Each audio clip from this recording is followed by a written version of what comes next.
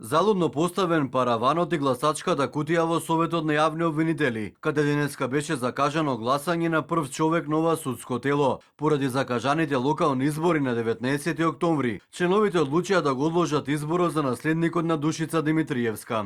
Во оваа ситуација на кампања за локалните избори сметам дека треба да се одложи изборот на председател. Не сакам да станеме дел од политичката кампања, оти неретко се случува правосудството да биде цел на политички пораки.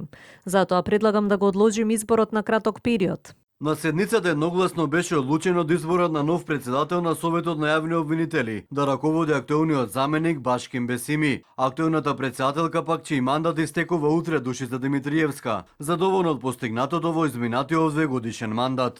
Од вселувањето во новите простории и уредувањето што го направивме исклучиво со наши средства, бидејќи немавме помош од други институции. Овој совет успеа да ги надмине сите забелешки на Европската комисија во однос на неговата работа, а тоа е подобрување на транспарентноста и образложување на одлуките на советот, што претходно не беше правено.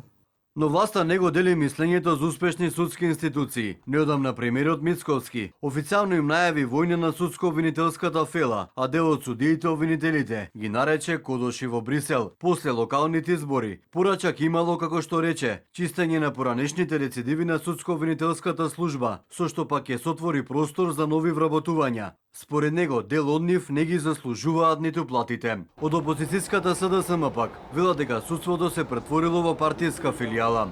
Невладините организации предупредуваат дека ваквите изјави може да се толкуваат како упад во независноста на правосудството. Од Коалицијата за правично судење истакна дека молкот на судската власт за ваквите напади ја загрозува довербата на јавноста. Од судскиот совет остро се спротивставија на користењето на судството за дневно политички кампањи, но на изјавите на премиерот од Советот на јавни обвинители немаше никаква реакција.